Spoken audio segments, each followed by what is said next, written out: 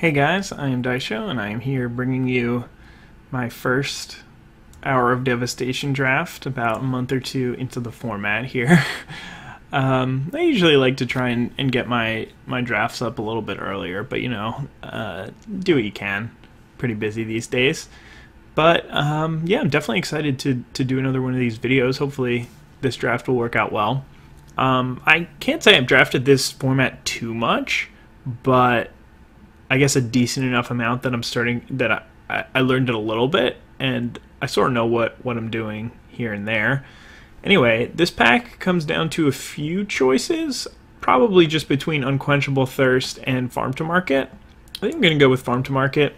I haven't played much of the blue-white combination, but this is just a good white card on its own, so it doesn't really bring that whole gold card situation into effect where you have to choose to take a double colored card first pick and then have to sort of luck into being able to play it. But Unquenchable Thirst is also a good option and very well might be the pick, but I'm going to go with Farm to Market here, and we'll work off that.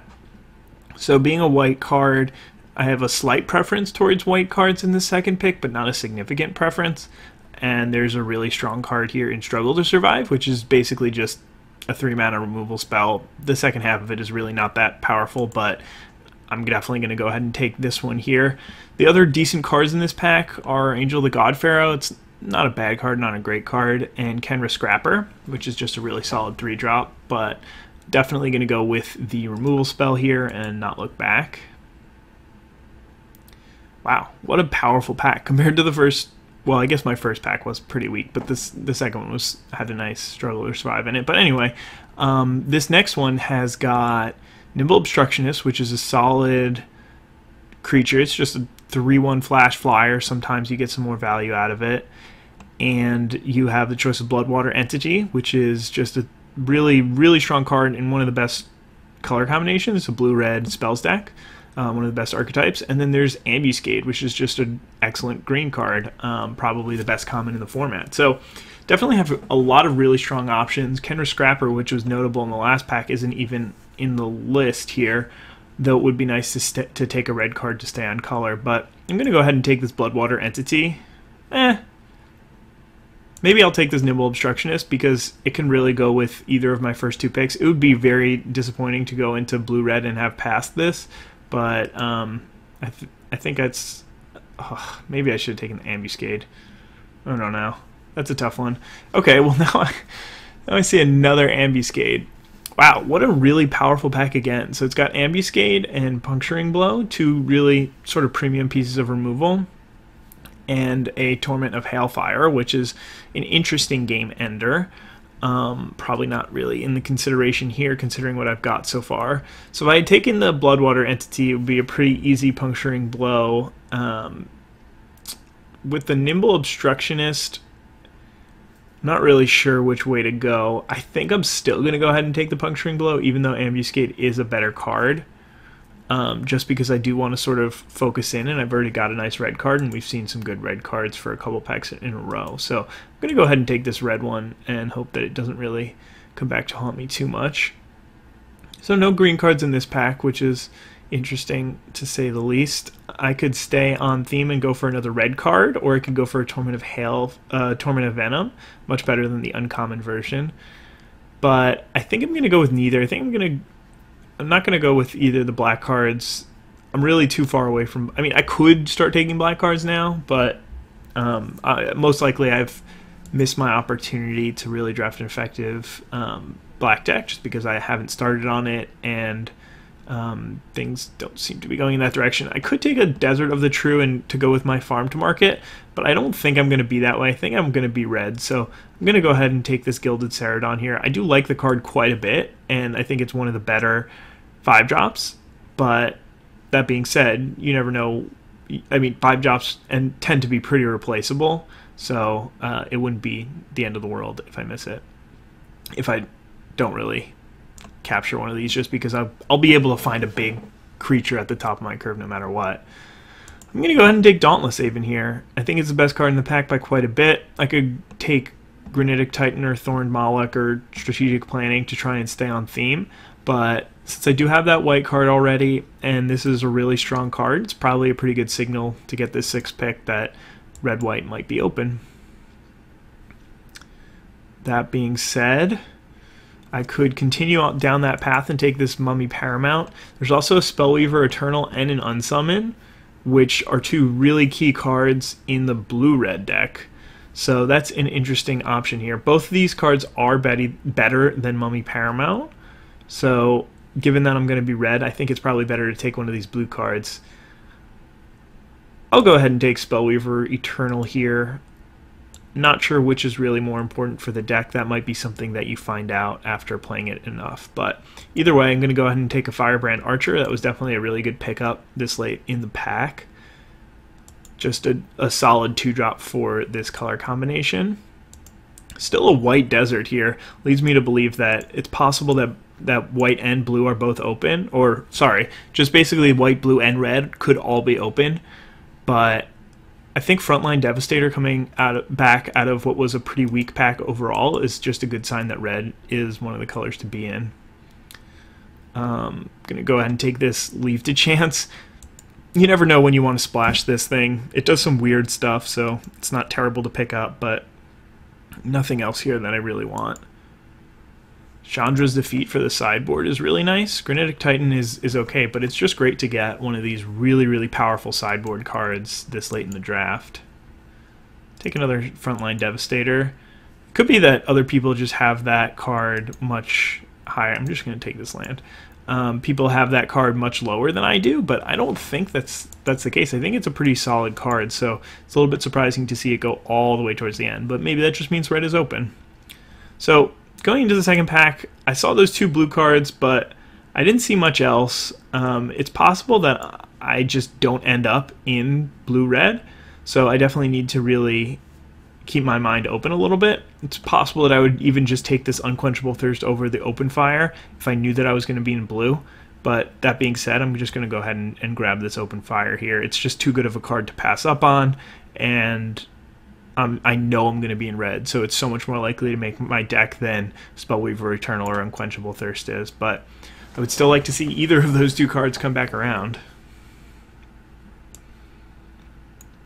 So I'm looking for more cards that are good in the blue-red spells deck, some more removal, maybe some additional Spellweaver Eternally type cards. Bloodwater Entity would always be really nice. Well, okay, so now I get this pack with just 2 sort of, not really bombs, but as close to it as you can get in Angel of Condemnation and Resolute Survivors here. Man, so Angel of Condemnation is just one of the best cards in the set, and then there's Resolute Survivors, which is really good in this deck. So I'm going to go ahead and take this Angel. I left myself pretty open for the majority of the draft, and it has allowed me to sort of capitalize on this. We'll see what ends up happening for the rest of the pack. I was going to say, like, if I get, I don't know, a Bloodwater Entity, then I might start to change course back towards blue-red. That being said, I did feel like white was pretty open in the first pack. Sunscourge Champion is probably not much worse, if at all worse, than Bloodwater Entity. So I'm going to go ahead and continue on the white path here. I just haven't seen the specific cards that are good in this blue-white deck, so I think I'm going to go ahead and continue down this path for now. We'll see what happens. I doubt that I'll end up in blue-red at this point. It's a little bit late to sort of keep going back and forth. I really wish I had that Mummy Paramount. I don't know. I'm going to need to find some 2-drops here. Oh, well. This is quite the pack. Earthshaker Kenra and Sand Strangler to go along with other cards that I would play in my deck, being those 2. The fact that I don't have many more chances to pick up a desert mean that I don't think I'm going to go ahead and take this Sand Strangler here, in addition to already having a bunch of 4s. I'm going to go ahead and grab this Earthshaker Kenra. I'm not sure. I think Earthshaker Kenra is a little bit worse overall, but just because of the way that my deck is already built, I think it's worth going for this. I need 2 drops. I don't need 4 drops. I don't have deserts yet, so Sand Strangler might not be that good. I think that sort of makes a little bit of sense. cool. Grabbing another 2-drop here. Nothing too great because I don't have very many zombies, but not a big deal here. Imminent Doom is a card that I've heard is playable, but I just doesn't look like I'm going to have enough 1-drops or 2-drops in order to make that really happen. I think you want it a lot earlier. So you want to like see it in your first pack and then be able to table it and start grabbing cards from all around the mana curve and that kind of thing. But I'm liking how this deck is shaping up. I really have some powerful cards. Wow. Oketra's Avenger this late is really incredible and sort of makes me happy that I ended up in this color combo. The only thing that I'm really hoping is that Resolute Survivors comes back around. I'm not expecting it to happen, but definitely something that I'm hoping for at this point. I think that Act of Heroism is worse than Kindled Fury. Maybe not. I'll just go ahead and take Act of Heroism. I'm not sure which one's better. Probably one of them is going to make my deck, but it doesn't really matter. Let's go ahead and separate out these guys. So these are my non-creatures. These are my creatures. Amenap Ruins. I mean, what is going on? These two cards are so good. It's very strange that nobody's in one of those two color combos. Maybe they're just trying to table them. Either way, Ramanap Ruins is just a really powerful card on its own, so I'm not going to pass up on that. I don't think I'm going to end up playing a Disposal Mummy, but worth taking here. This was that pack that had all those good cards, so I guess... Or was it the one before? I can't remember which one had Resolute Survivor. Anyway, I don't think that I'm going to have enough mummies for this to... Zombies for this to be good. I'll go ahead and take the Gilded Ceradon over the Frontline Devastator. If I can get 1 or 2 deserts in the last pack, then that'll be really good for me. But that's too many Gilded Ceradons. Too many Gilded Ceradons, guys. Whatever. I'm not playing any of these cards anyway. It doesn't matter. Okay, so going into the last pack, still pretty happy with what I've got. Could use a couple of deserts, like maybe a Painted Bluffs or something like that. Cradle of the Accursed. I could use some stuff like Honored Crop Captain or Gustwalker. That would be nice to open one of those. So I think Honored Crop Captain is a little bit better for the deck, but I'm actually not 100% sure.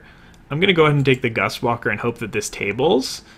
I don't think it will, but I'm not sure which one's even better, and just being able to have that more likely possibility that it'll come back, I think makes it worth it. That being said, this pack is pretty weak overall, so there's a really low chance that it comes back. But I think I'm going to go with Gustwalker. It might just be better on its own. It's really hard to say. Okay, so I mean, I could take this Sunscorched Desert, but I don't think that's quite good enough. I'm going to go ahead and grab another 2-drop in Harsh Mentor. It's nice to have 2/2s. Sometimes, if you have too many X1s, then your opponent can load up on Blazing Volleys and Splendid Agonies and Fervent Paincasters and stuff like that, and you can end up in pretty big trouble. There's also a Red Crop Spearmaster, which again is an X1, but it is a good card, and Those Who Serve, even a Bloodlust Insider are all decent options, but this guy's not bad. What do we got here? Tormenting Voice. I'm going to go ahead and go with Wing Shepherd here. It's not bad to have something at the top of the curve that you can just cycle in the early game and then can sort of finish out a game that you've dealt the majority of the damage for already. So really my pack is drying up here. A couple of decent blue cards, which is interesting for sure, but no Sunscorched Desert here, which might actually be the pick if it was available. I'm going to go ahead and take this Cartouche. It's possible that it won't make my deck, but it is a good card on its own, so even if I don't have many other combos with it, it could still be good. And if I pick up like a Trial of Zeal somehow, then that would be pretty nice.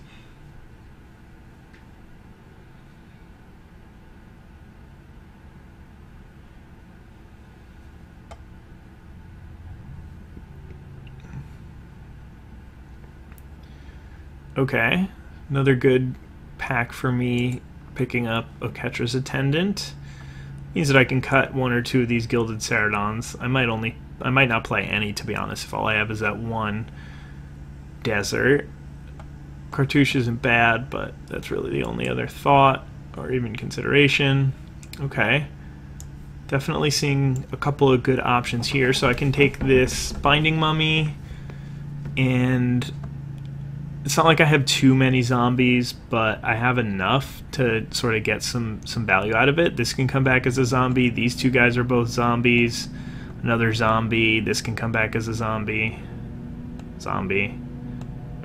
Potential zombie. Yeah, I'm going to go ahead and take this Binding Mummy. I have a lot to do with my mana in the late game, so Unwavering Initiate is good, but not quite as good as it might be in other decks.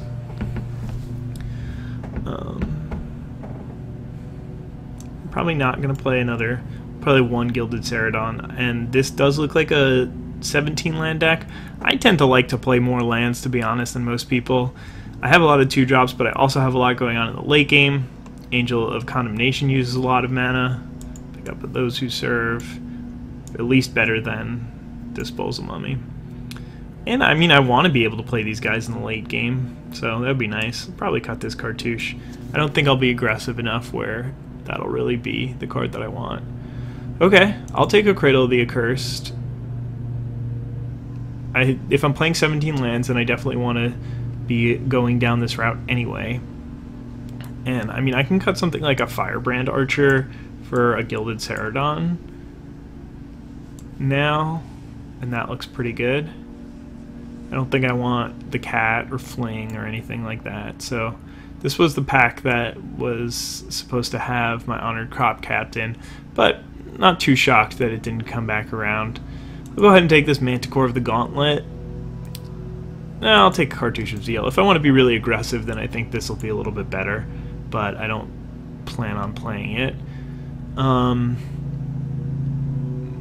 I can upgrade my Act of Heroism to a Mighty Leap, or I can just pick up Sun-Scorched Desert, which I'm probably not going to play because I don't want too many lands like that. I could also take a Those Who Serve, which is a pretty useful card in certain situations. I'm just going to upgrade my removal spell, or my pump spell. I don't really want Anointer Priest in this deck. Tormenting Voice probably won't make the cut, but I could see myself wanting to play a card like that. And not much else going on. So, I don't know. I really could have gone in a lot of different directions for this deck.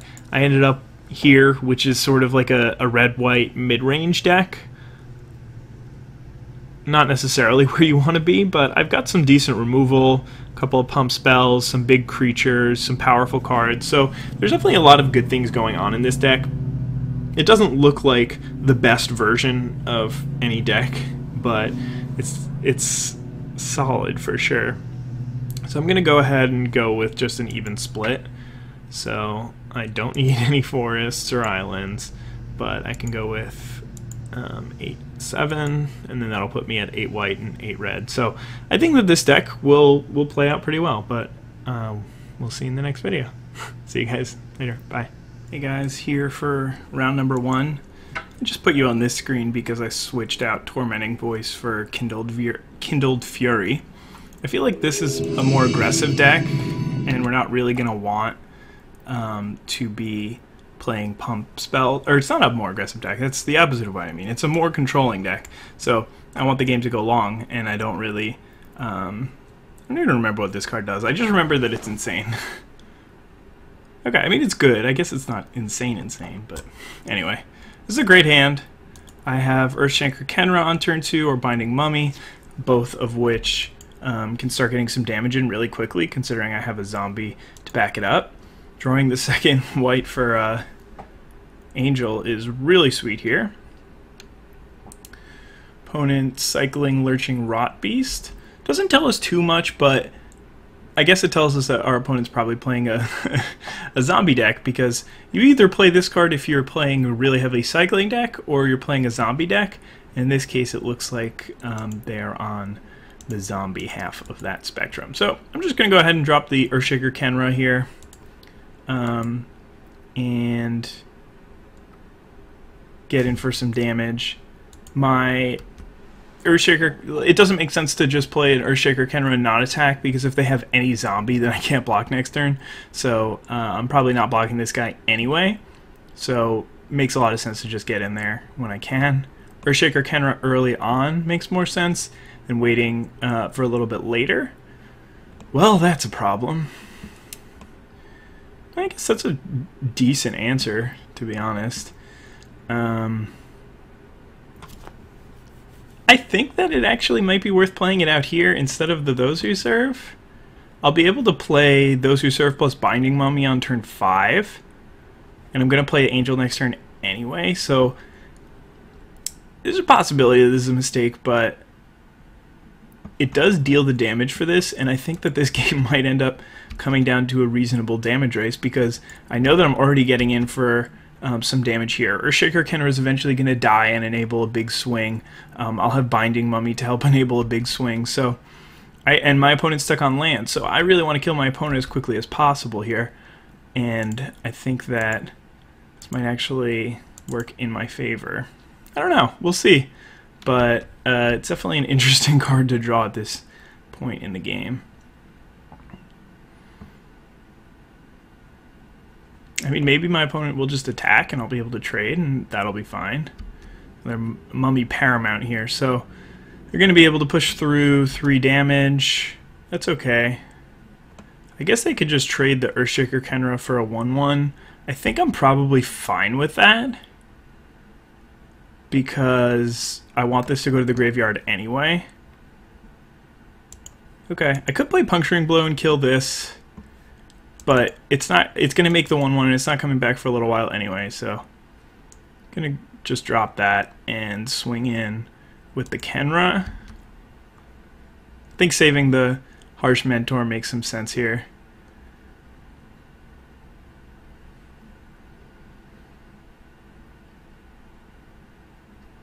Alright, so everything's going pretty well for me so far. I'm going to be able to start getting in with my flyer.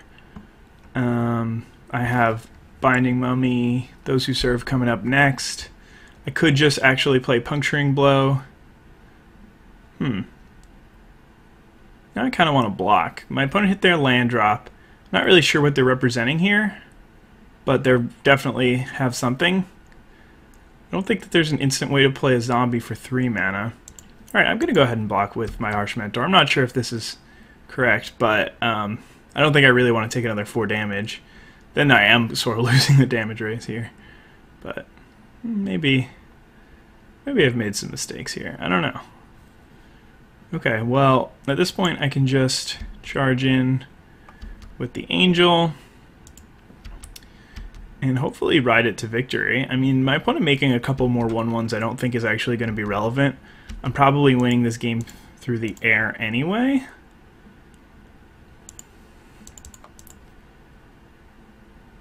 And, I mean, I guess my opponent might have some sort of pump spell, because they did just attack last turn. Maybe they just have like an Inno-Catcher's Name or something along those lines, where they'd be okay just trading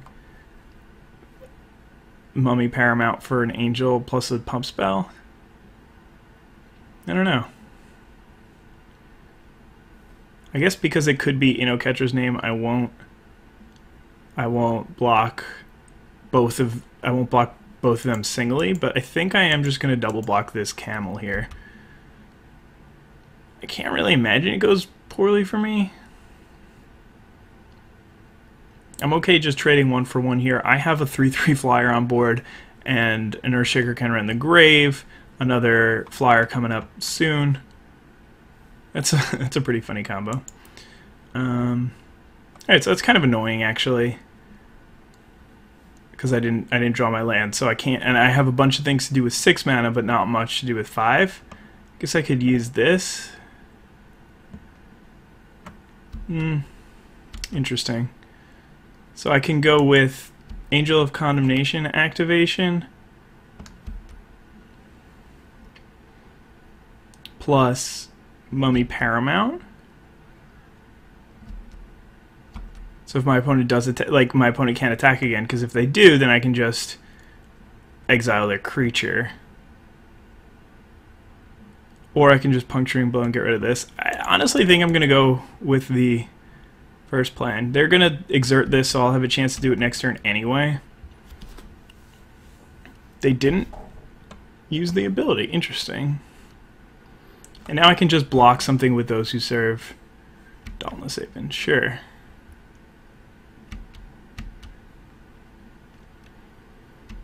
Okay. No attacks.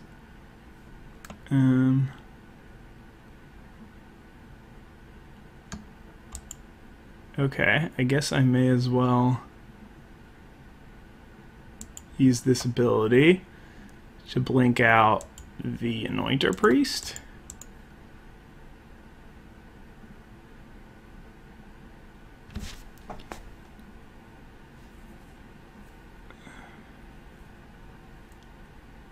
Okay, and now I can attack again.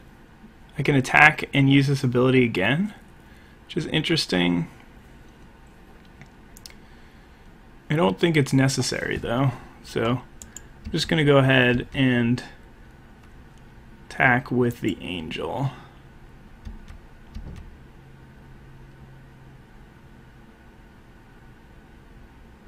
Alright.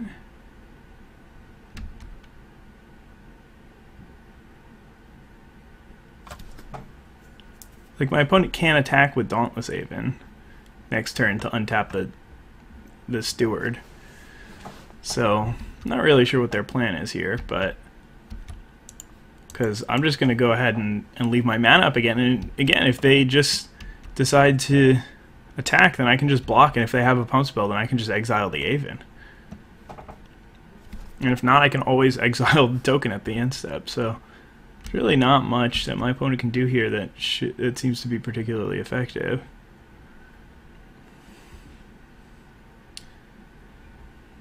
But yeah, I'm really not sure what their plan is here.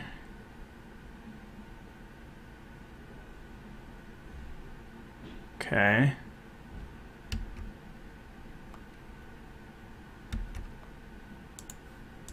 I'm just going to block both of these. If my opponent has an Inno Catcher's name, then I guess I could have double blocked. That would have been smarter. Yeah, because now I just lose my guy. Otherwise, I would have traded. Alright, well, I'll just get rid of this thing. And it ends up being a 1-for-1. I sort of messed that up. I should have double blocked with the Mummy Paramount. And my opponent would have been forced to act, and we would have traded off there. That's too bad. Yeah, that was a mistake on my part. I wasn't thinking about it.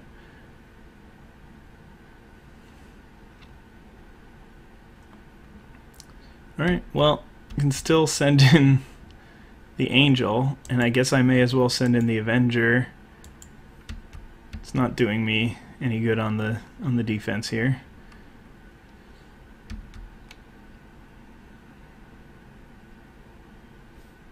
Just gonna throw a guy in front of it, doesn't really matter.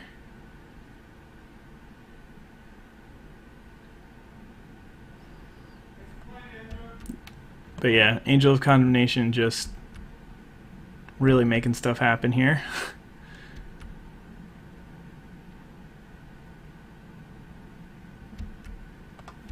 Alright. Pretty easy, just drop this Catcher's Attendant, put up another 3/3 flyer. Now my opponent really needs to figure out a way to get rid of my creatures. I don't know. I mean, I don't really know what they can do here in order to get back into this.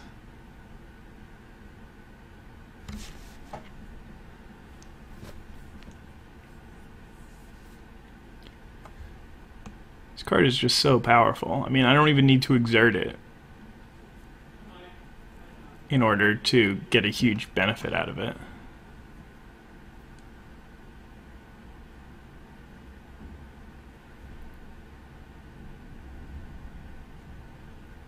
Okay. They gain their life. They're still dead. Because I can just attack with both my flyers, and then before damage, exile the Dauntless Haven. And they're tapped out, so I'm pretty safe to win this game.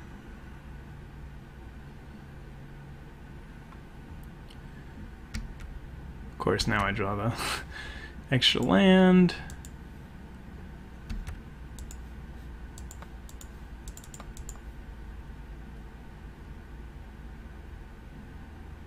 See you later, Dauntless Haven. Crash in with the Flyers. Alright, that was game one. Not sure of what I should be doing here for sideboarding. Could be that Disposal Mummy is better, because my opponent's playing a bunch of 2/2s, and some of them have Embalm, maybe. I don't know, it doesn't seem that great. It might be better than like a Mighty Leap though.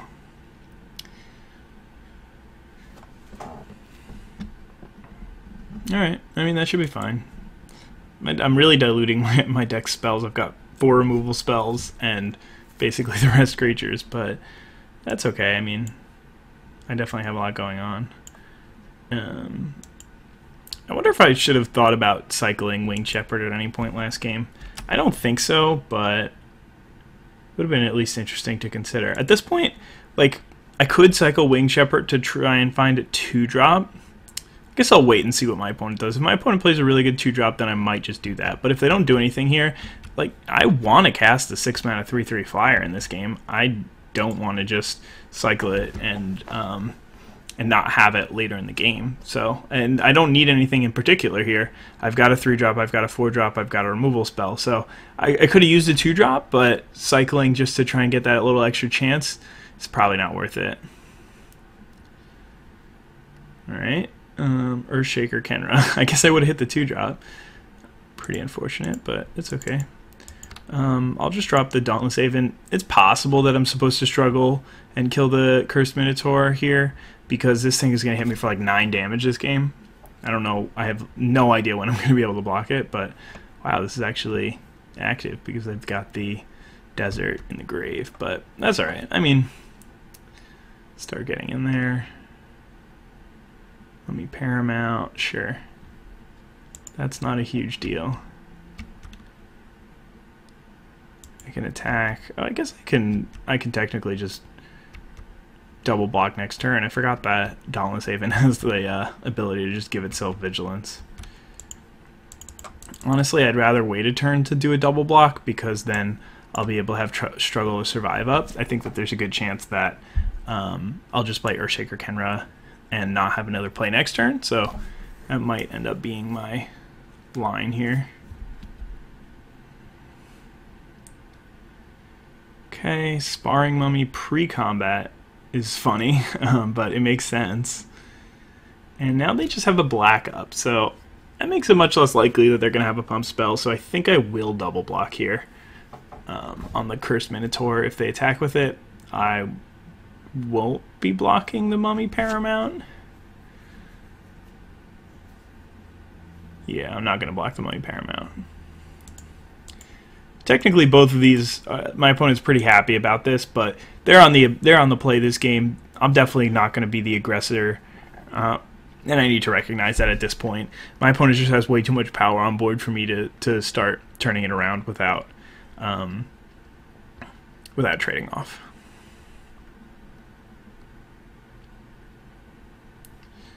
Alright, well, not great that I can't really get in there with the Earthshaker Kenra, but at least I can still just charge in with the Dauntless Haven. I mean, this is just a really powerful flyer. It does a lot of good things. I'm always surprised by the random added benefits that you get from the Dauntless Haven. Dauntless Haven can't block this turn. Okay, cool. And then now I have Struggle to Survive up in case my opponent has any shenaniganry.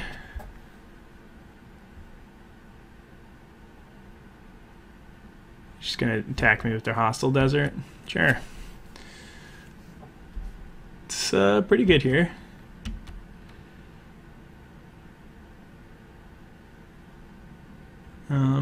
Okay. I don't think that I'm gonna kill this thing.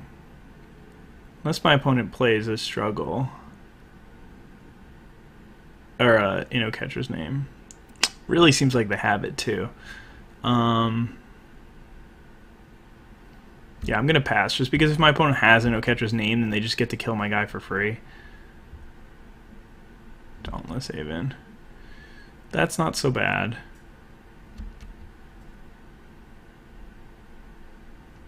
I really want to kill that Sparring Mummy. I don't want to trade off with the Winged Shepherd. I think this is going to be a better trade for me, and I'm going to need to kill it eventually. So it's annoying that I missed out on that damage, but I think that this was my best option.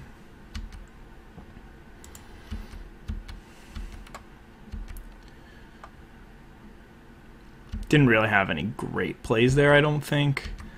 But either way, getting this second flyer on board is nice, especially since it can block the Dauntless Haven. And I still have this Earthshaker Kenra in the graveyard, so also a nice option here. I think I'm going to hold off for a turn and get 4 more power on board before I use it.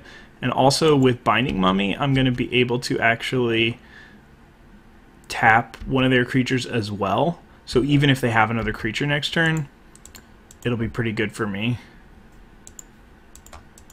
to play it this way. But yeah, I just didn't really want to trade off with the Dauntless Haven. Okay, so this is looking pretty good for me. I'm not sure what my opponent's got in hand. They've got 3 cards in hand. Really hope it's not Bantu's Last Reckoning. Okay, that's fine. And I think that they might have just like an Innocatcher's name, so this may be the end of the game here.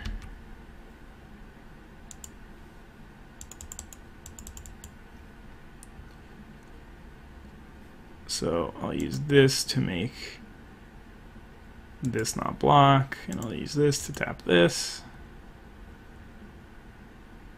I guess I probably should have made this not block. Because if my opponent has Splendid Agony, this isn't great for me. Yeah, or Innocatcher's name.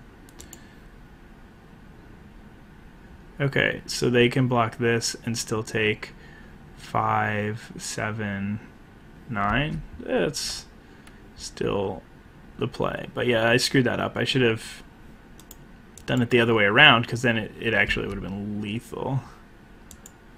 I will untap the Harsh Mentor. I mean, I guess they could just eat one of my guys. They don't really need to. But if they do that, then they're in range of... I mean, they're in range of open fire anyway. Or can they? No, they can't. 4, 7, 9, 11. No, that would have killed them. Alright, cool. Well, I need to survive one more turn. What are they going to do? Play Mountain Inferno Jet? I don't know, kill me. I don't know how they would kill me if they use 6 of their mana. Alright, well, that'll be game 1 here. And I guess I'll see you guys in the next round. Hey guys, here for round number 2. Got a pretty awkward hand, but I think I'm going to keep it. I've got my 2 deserts, but no plains. But I think it's still worth keeping here. I've got a 2-drop. I have one of my removal spells. If I need to, I can cycle the Soulcatcher's Attendant. So I think that this will end up working out fine. It's not a great hand for sure, but I think it's just on the cusp of worth keeping. That makes sense to do so here. Opponent mulliganing doesn't really mean too much most of the time, but it might mean that they end up with this slower, shakier hand, and maybe I'll be able to capitalize on that with my Earthshaker Kenra start, especially if I can drop another creature on the next turn, but we'll see what ends up happening here. I can also sacrifice my Cradle for a 2/2. Oh, that's funny. Or 2 damage. It's actually really funny. With my opponent leading on that makes me want to just hold back here, because I want this game to go longer. I have cards in hand that I can't really cast yet. So maybe... yeah, but I also have a lot of lands. My opponent might not have a lot of lands, so then they might end up out-carding me in the long game. I'm just going to attack here. I'm not really sure that's right, but we'll see this turn if my opponent hits their 3rd land drop. They did. Okay, no attacks from my opponent is very interesting. Alright, well, I think I'm going to keep attacking, because if they... I don't know, I guess I don't really know why I'm attacking. It's probably not good if you don't know why you're doing something. You probably shouldn't be doing it. Alright, well, I'm just going to go ahead and drop this Mummy Paramount. Maybe they have lands in hand, so they know that they're going to get to 6, but so do I, so it doesn't really mean much to me. But I guess I probably should have held back, because I do have stuff like Binding Mummy in this deck. I don't know. Just cycling a Granitic Titan. Very interesting.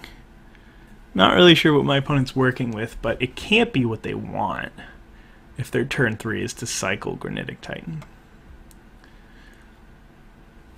So, whoa. That's a weird one. It's an interesting sort of situation here. I sort of want Ramunap Ruins to be the last land that I play, because that will allow me to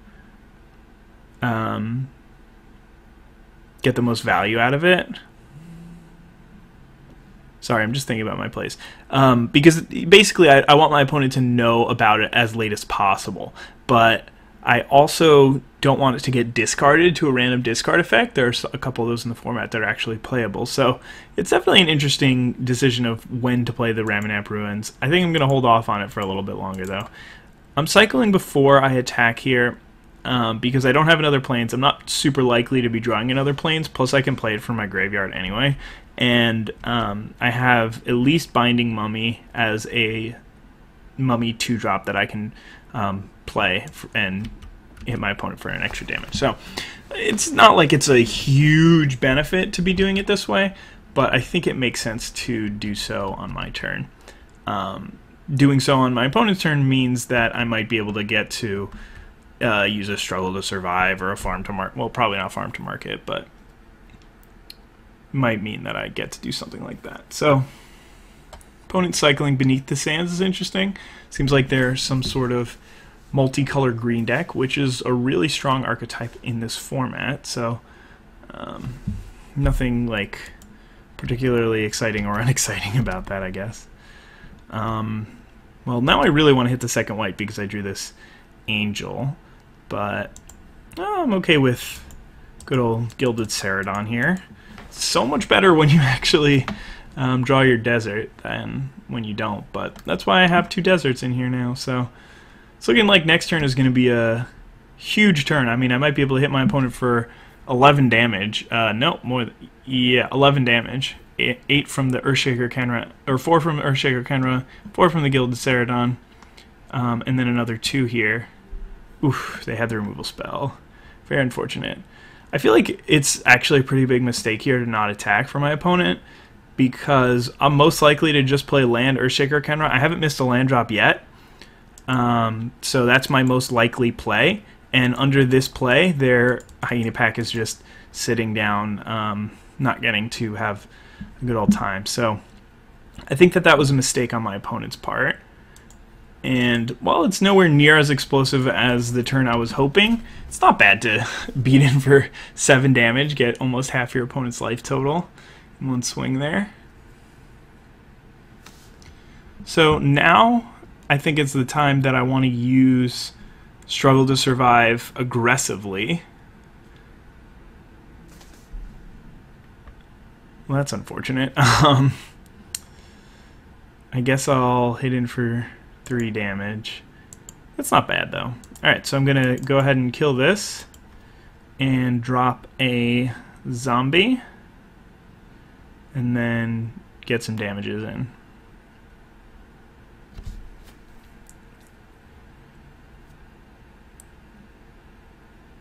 Probably should have played the Frontline Devastator first, because now my opponent knows that I'm tapped out, so if they want to like Magma Spray my 2/2, they can get a little bit of an edge there, but it's nothing particularly of value to them.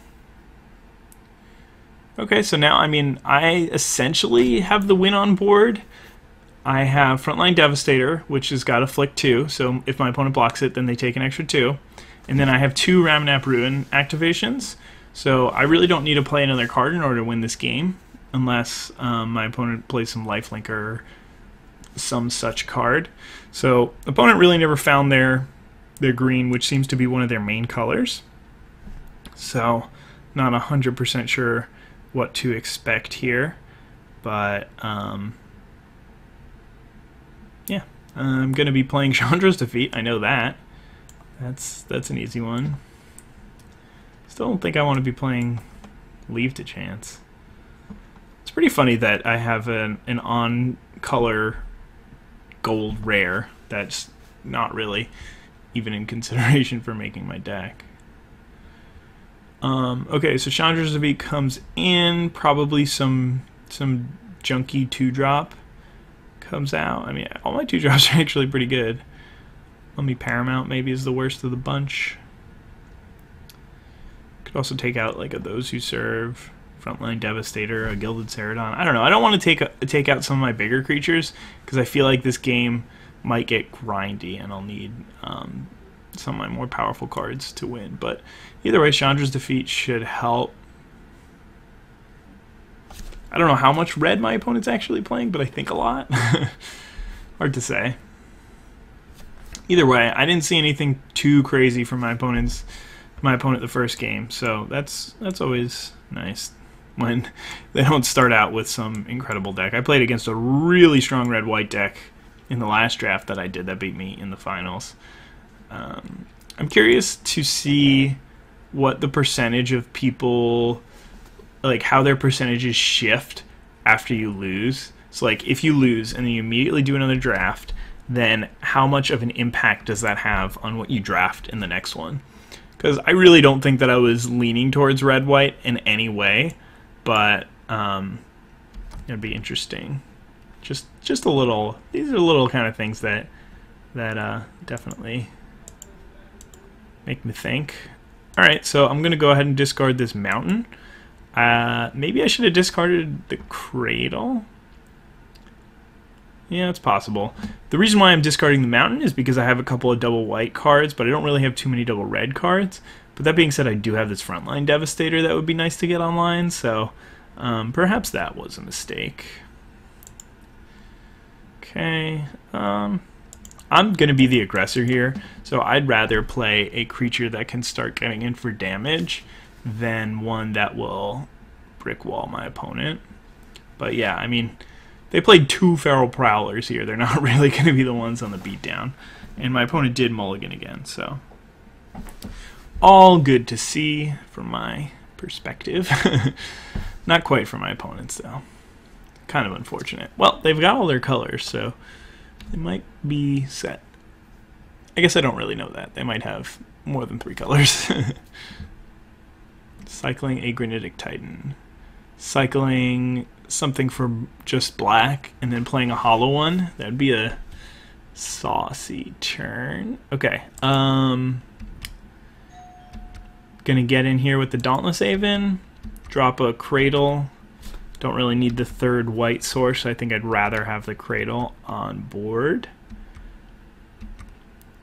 and play myself a Friendly Neighborhood Frontline Devastator. Another cycle here. Oh, they cycled their hollow one. They had it. They just didn't get to play it. That's too bad. Alright, so next turn I'm going to be able to start getting big old Gilded Ceradon online. Hopefully. I'm okay with this. That's a solid turn of events for me. Play the land. I mean, they might chump block, but I still get in for 2 damage, so I don't really care. There aren't really pump spells that people play for just green in this format, so that should be fine too.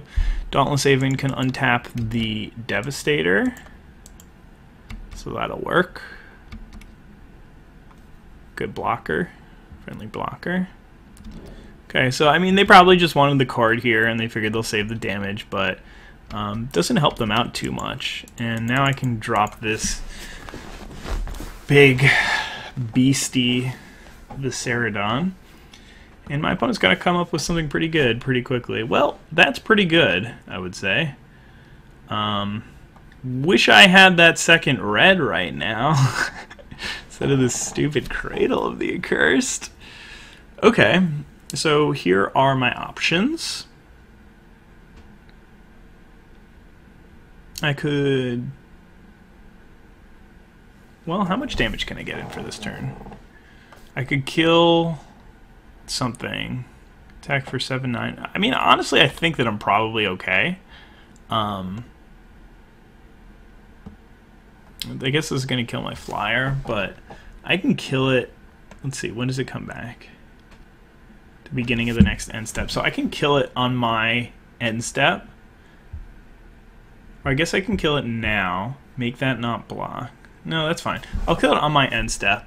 I'm going to use Gilded Ceradon's ability to make it not block.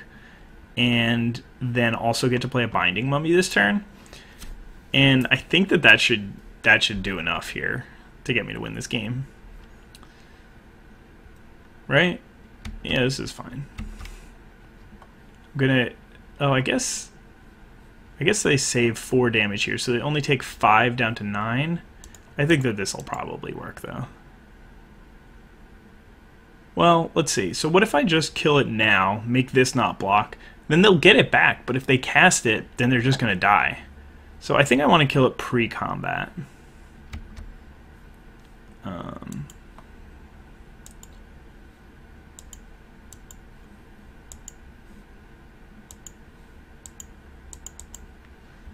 And then I'll be able to play a zombie next turn, so... yeah, I think that this is fine. This really shouldn't hurt me too bad. I can get in for a lot of damage. And then I actually can also pump this guy next turn, but I don't think that's likely to be relevant. So yeah, I mean, my opponent's dead if they pick that, if they drop that guy back down. They've got to have some sort of sweeper here. It would suck to lose to an Hour of Devastation or something along those lines, but they probably would have played it last turn if they had that. It's a lot less risky of a line.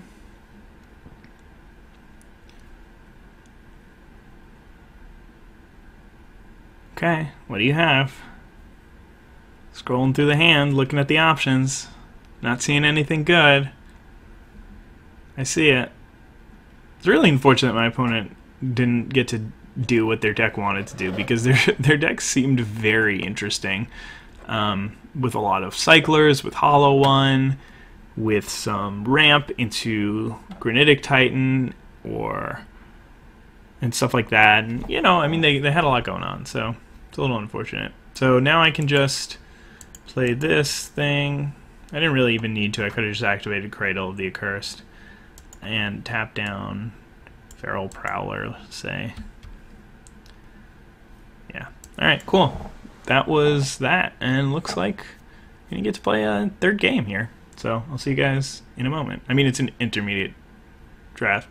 It's a Swiss. I'm just going to play the third round anyway. I don't know why I said that, but... Alright, I'll see you guys soon. Hey guys, here for round number 3. And this hand I do not like. Unlike my other hands that only had one color, I don't have anything cheap to play of that color, so I'm very reliant on drawing a plains early. Plus I do have this double colored card, and I have this useless pump spell, so I am going to send this one back and see what I can pick up. Well, that's a very odd hand for this deck. I've drawn 3 of my 6 total spells, but I think that it's worth keeping here. It's pretty solid. I've got both my colors. I've got double white, so... yeah, I think that I should be fine here. I'm just gonna end up cycling this, so I may as well put it on the bottom.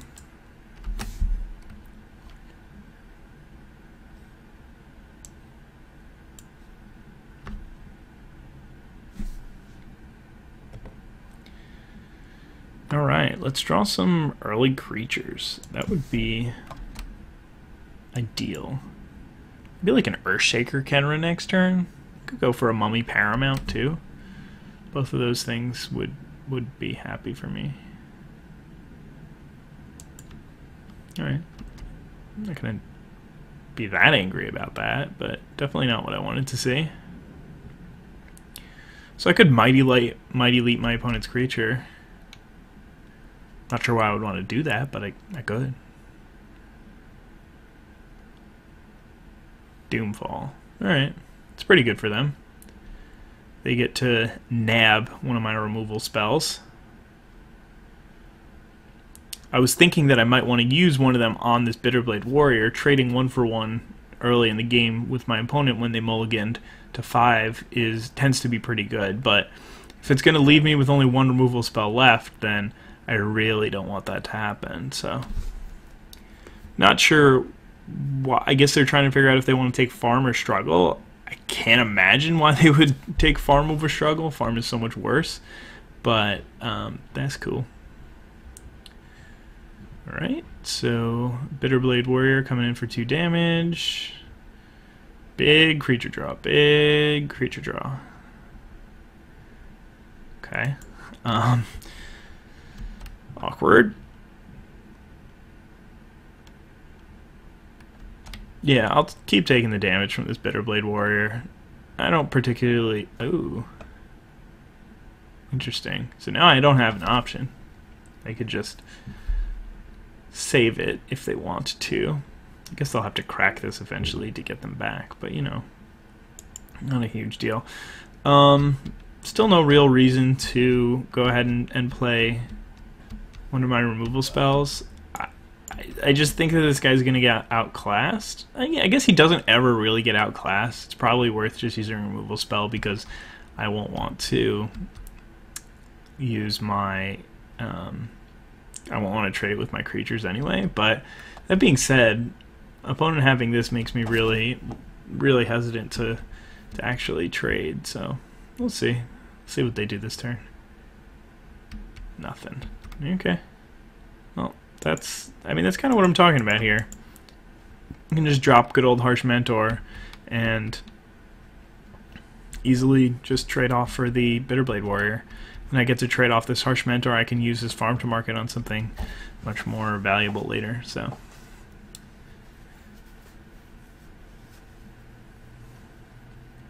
Plus now they need to take 2 damage if they want to activate the Endless Sands, so boom. How do you feel about that? I could Mighty Leap my guy. I don't think that's a good plan. My opponent's had these cards in hand for the whole game so far, so there's just a good chance that one of them can interact with my creature, and Mighty Leap would make me very sad. Okay, lots of lands. Well, I'll play this Cradle of the Accursed. That's kind of sweet. It's like a land that turns into a 2/2. I don't have a second red, so it's not like I could use it for Ramanap Ruins. Plus, I wanted 2/2 on this board way better than just 2 damage, so very happy with that draw. Okay.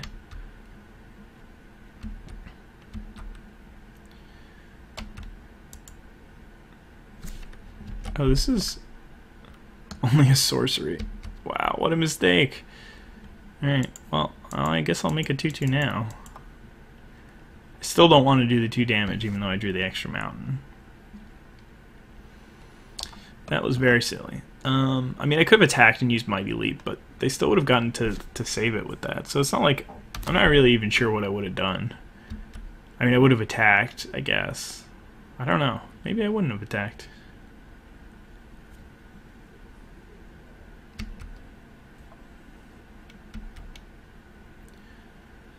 Could use a good draw right about now. That'd be nice.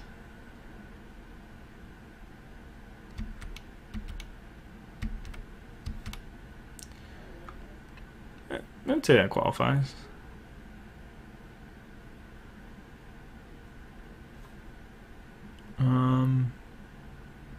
Alright. I'm just going to play this. I don't really see much of a reason to attack. I'm not going to use my Mighty Leap. They're going to block. There's no chance that they don't block there, so may as well keep my guy untapped in case they play like a Crocodile of the Crossing or something like that. It's possible that I should be playing out these lands. I'm leaning more towards the side that maybe my opponent is playing more discard, but I might want to play a bunch of these cards in one turn, and this will make it difficult. So anyway, start getting in there, 3 damage at a time.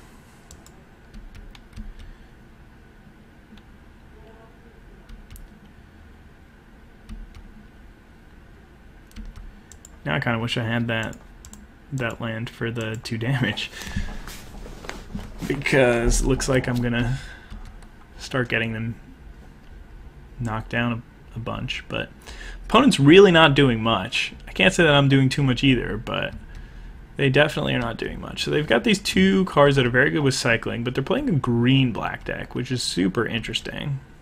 Usually that deck is blue-black. Well, I want to play one of these now for sure. And I mean, I could use a removal spell on that Grizzly Survivor, but that really doesn't accomplish too much. So I'm going to go ahead and keep attacking with the Winged Shepherd.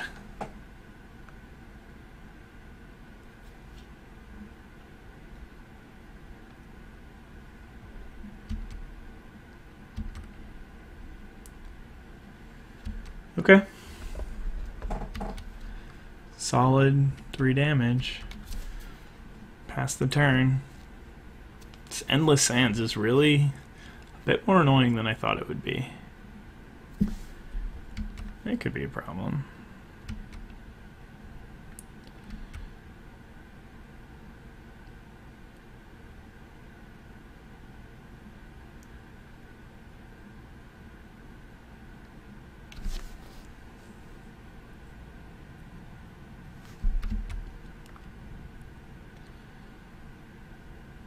I guess I have Mighty Leap and Farm to Market, so they can only use this once per turn, so it shouldn't really pose much of a problem now that I think about it. There are a couple ways that I can handle this. Like, I could just... I think I would lose a little bit too much value, but I can just, like, attack with one of these, like, just the zombie this turn, and then when they block, Mighty Leap it, and then my opponent's probably just going to eat it, and then I can Puncturing Blow the Scrounger. But I just don't think I need to do that, because then I lose the Mighty Leap. And well, I guess I'm losing the Mighty Leap in either way, so maybe I do want to do this play. I guess it sort of backfires if they just block with this, and or if they have like a Splendid Agony or something. Actually, if they have a Splendid Agony, this is still fine. But my opponent does know that I have all these cards.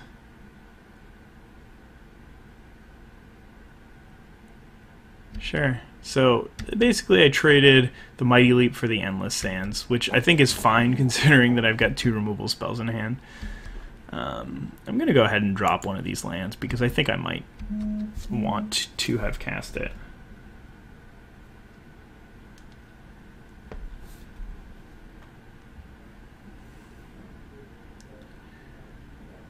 Bitterbow Sharpshooters, you say? Alright, well that's now becoming a bit of an issue.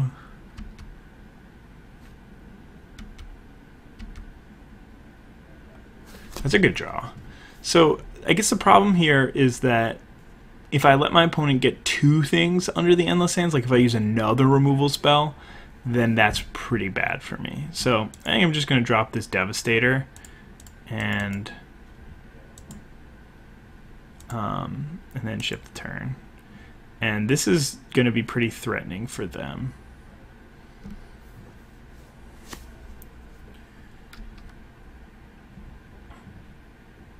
I don't know why I assumed that they would just crack the Endless Sands. I guess I figured that they'll need to crack it soon in order to start getting back on the board, but perhaps I should have waited until I needed to kill a creature in order to pull that Mighty Leap card that I did have in my back pocket.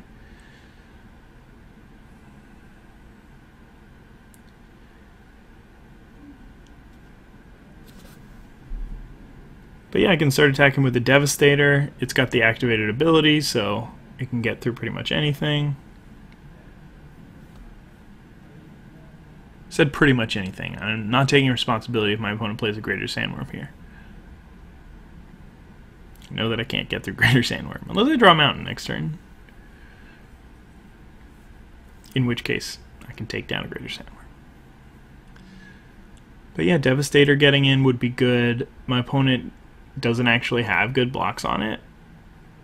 They could like chump it and eat their guy, which isn't the end of the world. Makes me spend a little bit of mana.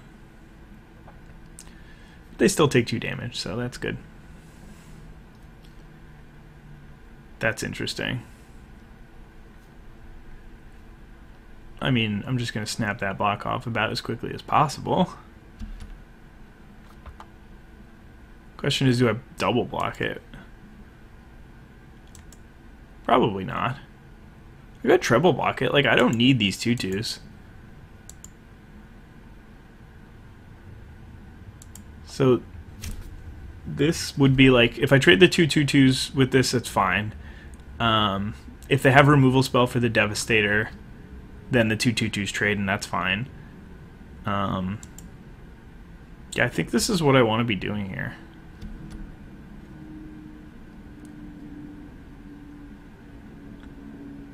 Not really sure why he offered that trade, but I don't think it's going to work out well for him. Even if they have like Spidery Grasp or whatever, that doesn't save it. So, okay, so just going to trade for the 2/2s, and that's pretty awesome. Very happy to see that. Sharpshooters was really in my way. I'm not sure why they did that.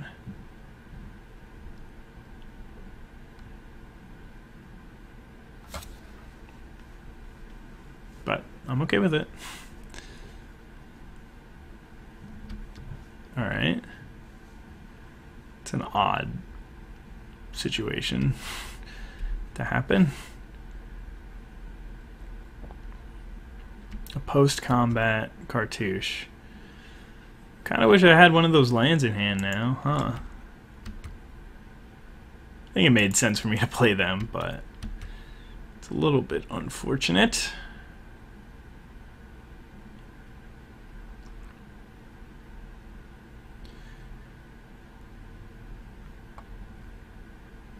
Okay, so they have 8.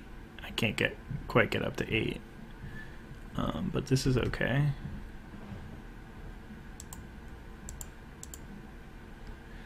I basically have no bad draws anymore.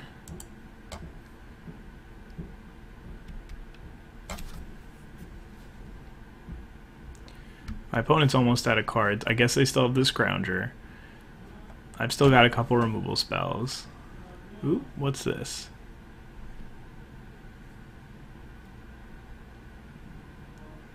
Doesn't make sense for them to activate the Endless Sands. It would just be like a terrible mistake.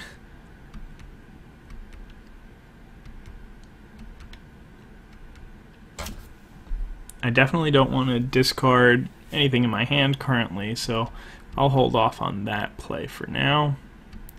And if my opponent like activates Endless Sands on end step, then I can just farm the Scrounger. I really don't know what's going on with that Bitterbow Sharpshooter's attack, but it may have just cost my opponent the game. I mean, I think I was still favored anyway in the long run, but it was definitely very close and very interesting, and now it's looking a lot more lopsided. That's too good of a card to discard to Tormenting Voice, but it does mean that I'm threatening lethal for next turn, so this is good.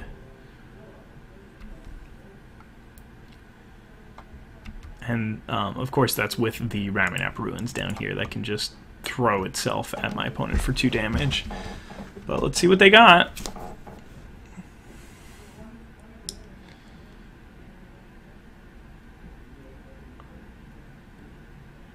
Okay, so now they're going to use the Endless Sands, but even if they gain 3 life here, I mean, they can't even gain 3 life here because I have this farm.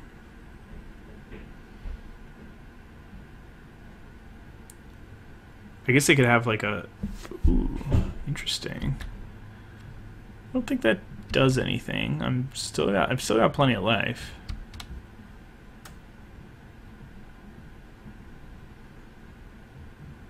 They know that I have this in hand.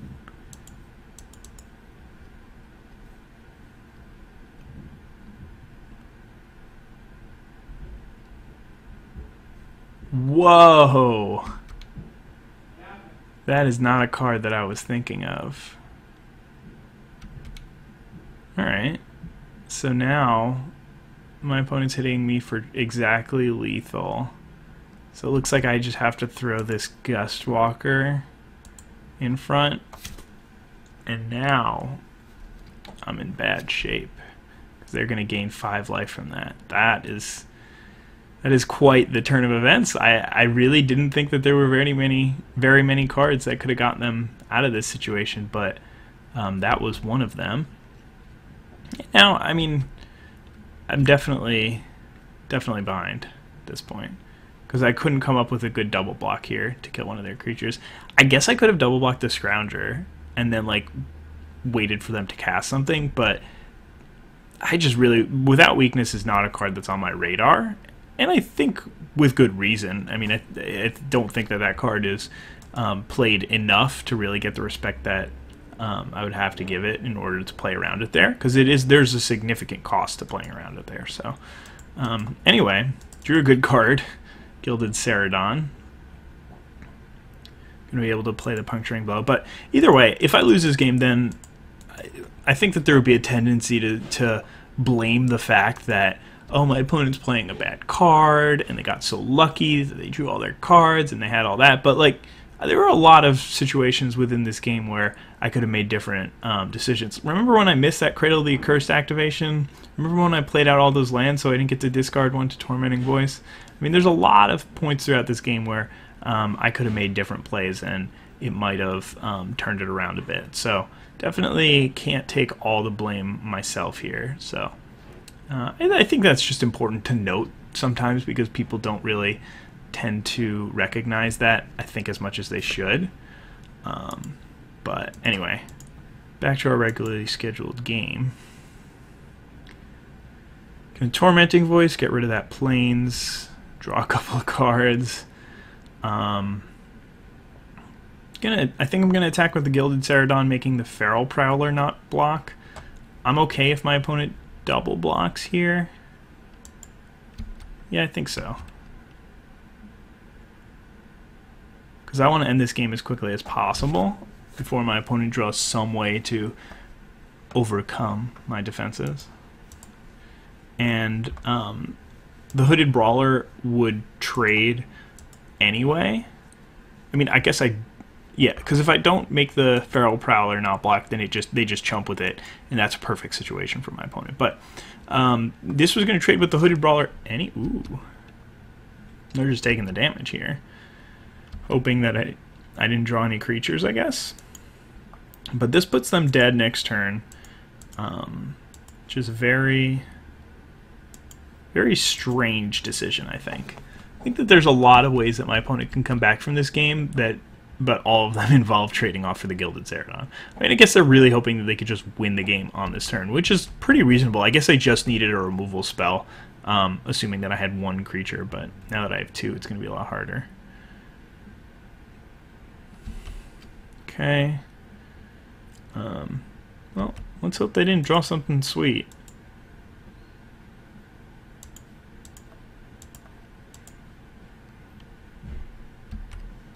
I guess. I don't know. I mean, I'm going to block your creatures.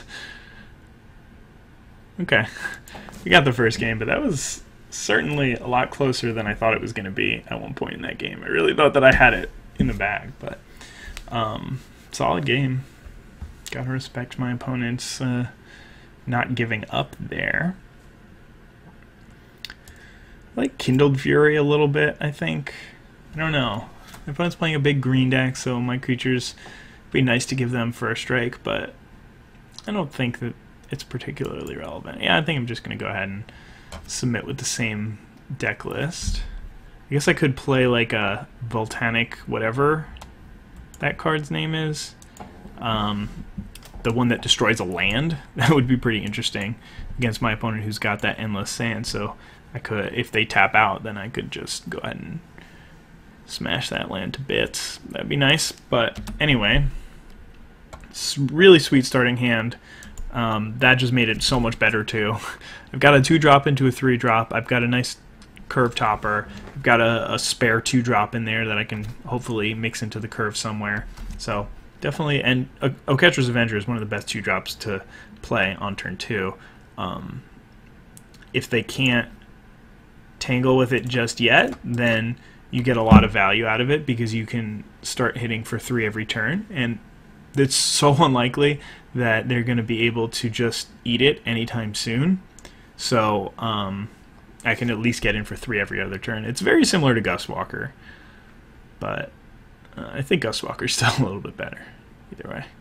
Alright, so they have a nice removal spell for it. Not a huge deal. I'm glad that the Doomfall hit that card instead of Sunscourge Champion, because Sunscourge Champion is certainly one that I want to be able to play from the graveyard. So gain a couple life, probably not going to matter much, but my opponent is playing Overcome, so could come up if some of the specific, if like the specific damage race was relevant. So what could they have for 4 mana here? I don't know. I'm just going to send in my creature. I do have Open Fire to help protect it, but I think I'm okay.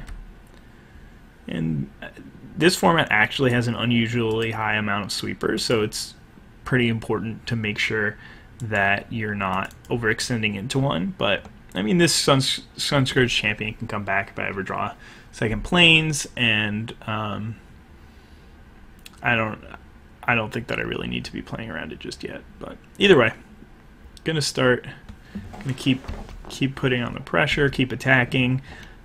Not worth using my removal spell yet. Something that's not unique about this deck, but important to note about this deck, is that it really doesn't have much removal.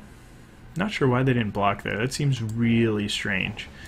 But yeah, so it doesn't have too much removal. So I want to save... Ooh, probably should have played that pre-combat. I don't know. I mean, keeping up Open Fire in case I have a removal spell or a pump spell or something like that is relevant. Probably still should have just gotten the extra point of damage. I guess that is one reason why they might want to hold on to the Carrion Screecher. Definitely going to just attack here. That's fine though. Oh wow. What a sweet turn. Kind of wish I didn't play the Binding Mummy.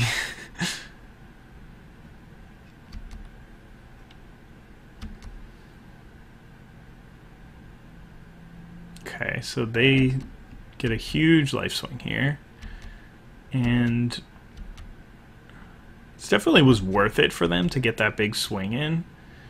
I meant to cycle something on end step. I was not thinking about it, but that's okay. Sort of. I'm going to do this anyway this turn, but I probably want to do it post-combat, so I don't give anything away of what I will be able to do. I would be shocked if my opponent didn't take this trade, but they might not be so happy when their guy dies. Well, now, I mean, now I kind of want to wait on the Open Fire. But I'm not going to, like, if my opponent doesn't play the Kenra, I'm not going to not kill, I'm not going to take another 4 lifelink, so I think it's necessary to get that out of the way. I still think that I'm going to cycle the Oketra's Attendant. Again, I can just embalm it, so it's not like I'm not going to get the flyer if I cycle it here. I'd rather cast it from my hand, sure, but I don't think that that's as necessary. And I could use another land. So basically I want to make sure that I can play something good next turn. I want to play one of these 2 cards next turn. And cycling this makes that a lot more likely. Okay, that's bad for me. I guess it's a pretty slow turn for them, so not the end of the world. That's an interesting one, but I guess it just gets sort of brick-walled. Yeah, I don't think I want a Puncturing Blow just yet. I'm just going to send in with my guys, hit for 3, and then drop a 4/4. And then we'll see about maybe playing Puncturing Blow next turn. I really wish I drew a land. It'd be nice to have been able to play the Granitic Titan here. There's actually a... It's not that common, but in this case there's a huge difference between the 4/4 and the 5/4 Menace, because my opponent does have a 0/5 blocker. So, alright, I'd still say that this game is going really well for me. My opponent could get the Resilient Kenra back, or they could play a Carrion's Creature and get it back next turn and try and get in a solid 7-point hit. That would be pretty effective. Pondering their options.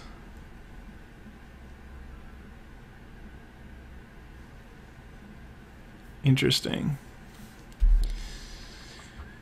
Okay, well, I think I'm just going to play those who serve and attack.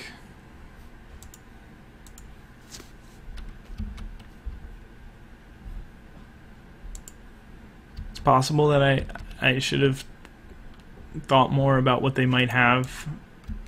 I don't know, supernatural stamina. Not really sure, like, what could go wrong here, so... Alright, this is looking bad for the opponent. I have them very dead next turn if they don't have anything. Even if they have something medium. And if I draw a Ramunap Ruins, man, they are dead.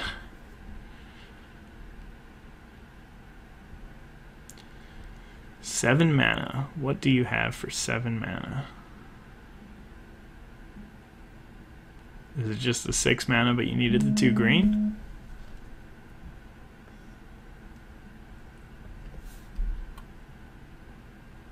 Okay, Resilient Kenra, 7 mana. Torment of Hailfire. Resilient Kenra with 1 mana floating.